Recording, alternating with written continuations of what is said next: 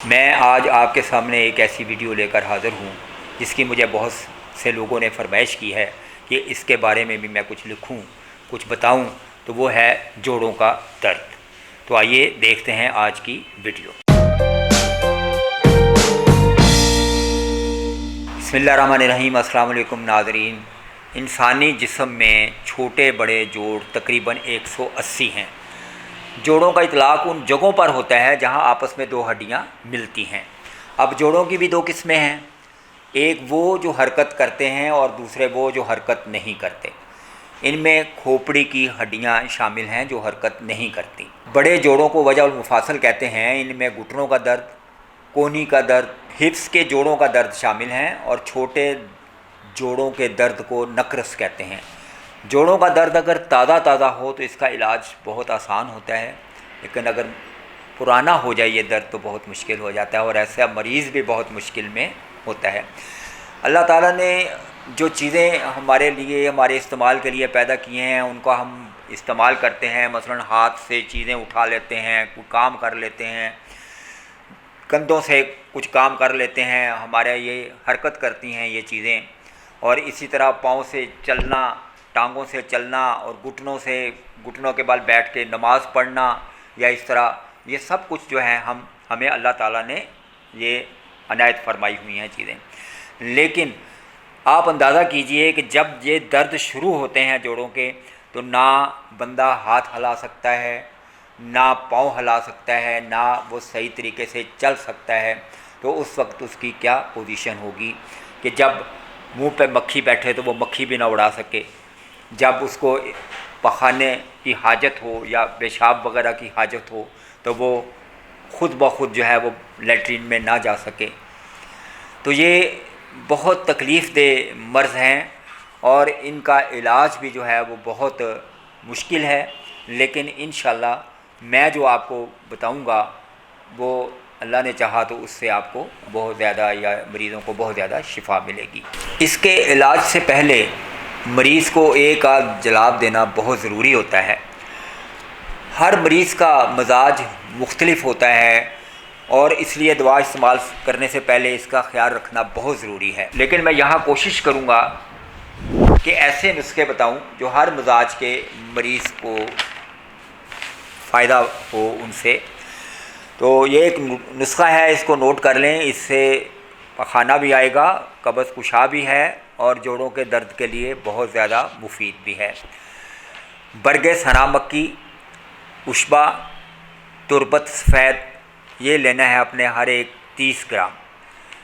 گل سرخ، کپور کچری، سونف، چھڑ، بسفائج، لاجورد، افتی مون، یہ لینا ہے اپنے 45 گرام ہر ایک۔ سرنجا شیریں 12 گرام، اور شہد لینا ہے اپنے آدھا پاؤ۔ مصری لینی ہے 360 گرام۔ ان کو آپ نے ہر چیز کو پیس لینا ہے، شہد کو علیحدہ رکھ لیں، باقی چیزوں کو پیس کر ملا کر آپس میں، تو شہد کی مدد سے اس کی معجون بنا لینی ہے۔ یہ معجون جو ہے 12 گرام صبح اور 12 گرام شام کو آپ نے گرم دودھ کے ساتھ دینی ہے۔ 20-25 دن کے مسلسل استعمال سے جوڑوں کے درد کو کافی افاقہ ہو جائے گا، پیٹ بھی صاف ہو جائے گا، اور قبض بھی دور ہو جائے گی۔ اب ایک سنیاسیانہ نسخہ پیش خدمت ہے۔ یہ بہت بہترین نسخہ ہے، اور اس کو میں نے کئی دفعہ بنایا بھی ہے۔ یہ ہے کہ کچلا سالم، ثابت کچلا، یہ آپ نے لینا ہے 1 پاؤ، اور اس کو پانی میں بھگو دیں۔ دوسرے دن پانی پھینک کر تازہ پانی ڈالیں، اور پھر اگلے دن وہ پانی پھینک دیں، اور پھر تازہ پانی ڈال دیں اس میں، اور پھر وہ پانی، یعنی یہ 3 دن آپ نے، یہ 3 دفعہ یہ عمل دہرانا ہے۔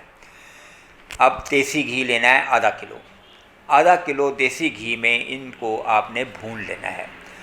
جب یہ براؤن ہو جائیں، کچلے جو ہیں یہ براؤن ہو جائیں اور پھول جائیں، تو ان کو اتار لینا ہے، اور ٹھنڈا کر کے ان کو باریک پیس لینا ہے۔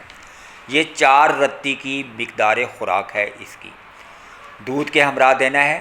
جسم کا درد، گٹھیا، ریاحی درد، پٹھوں کے درد اور عرق النساء میں یہ انتہائی مفید نسخہ ہے اور اس سے قوت باء میں بھی اضافہ ہوتا ہے۔ دردوں کے لیے بہترین آئل کا نسخہ پیش خدمت ہے۔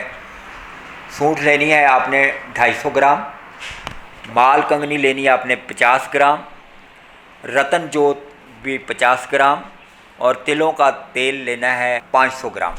یہ آپ نے اس کے اندر یہ چیزیں ڈال دینی ہیں تیل کے اندر، ان کو دردڑا کر کے یعنی تھوڑا سا کوٹ کے اس میں ڈال دیں اور اس کو آپ نے آگ پہ پکانا ہے، ہلکی آگ پہ، اور یہ جب چیزیں جل جائیں تو وہ تیل آپ نے بھون لینا ہے اور رکھ لینا ہے سنبھال کے، اور اس کی گرم گرم یعنی یہ چمچ میں ڈالیں یا کسی چیز میں ڈالیں، اس کو آگ پہ ہلکا سا گرم کریں اور اس کے بعد جوڑوں کے درد جہاں ہو رہے ہیں ان پہ مالش کر کے، لیکن یہ یاد رہے کہ اس کے اوپر آپ نے پنکھا نہیں چلانا، کسی قسم کی ہوا نہ لگے، اور انشاءاللہ مریض کو بہت سکون ملے گا اور اس سے جوڑوں کے دردوں کو آرام ہوگا۔ تو یہ تھی میری آج کی ویڈیو، امید ہے پسند آئی ہوگی۔ اگر آپ نے میرا چینل سبسکرائب نہیں کیا تو آج ہی چینل کو سبسکرائب کریں اور معلومات حاصل کرنے کے لیے مجھے کمنٹس کریں، اور کچھ بھی بات پوچھنی ہو آپ تو مجھے واٹس ایپ جو نمبر میرا اسکرین پہ آ رہا ہے اس پہ آپ مجھ سے سوال کر سکتے ہیں۔ تو اگلی ویڈیو تک کے لیے اجازت دیجیے، اللہ حافظ۔